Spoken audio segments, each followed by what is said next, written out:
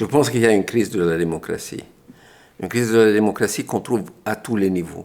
D'abord au niveau de pays qui devaient devenir plus démocratiques parce qu'ils devenaient économiquement plus libéraux, mais ça ne s'est pas fait.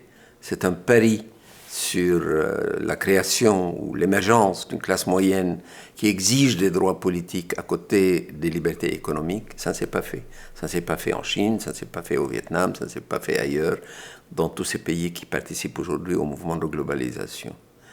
Il y a aussi les pays qui ont flirté avec la démocratie, mais après où le pouvoir démocratique a été emporté par des coups d'État, comme en Thaïlande, au Myanmar et dans des pays africains, où la fréquence des coups d'État s'est beaucoup accélérée les derniers temps. Mais il s'agit aussi de l'ethnonationalisme qui marque aujourd'hui beaucoup l'ancienne démocratie, ou la plus grande démocratie au monde, qui est l'Inde, ou des pays comme la Turquie ou la Russie, où en réalité, on essaye de transformer la majorité sociologique en majorité politique, en mettant de côté les minorités.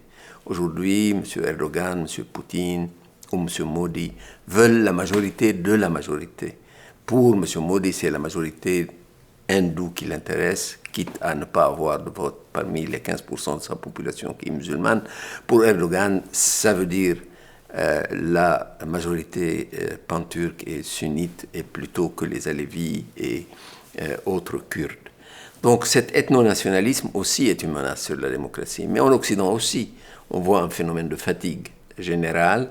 On voit des pays qui, normalement, sont des champions de la démocratie, comme les États-Unis, où quelqu'un va refuser le résultat des élections, et même d'une manière violente, comme ce fut le cas un certain 6 janvier 2021, quand les partisans de M. Trump ont attaqué le Capitole, ou même une espèce de fatigue dans la participation.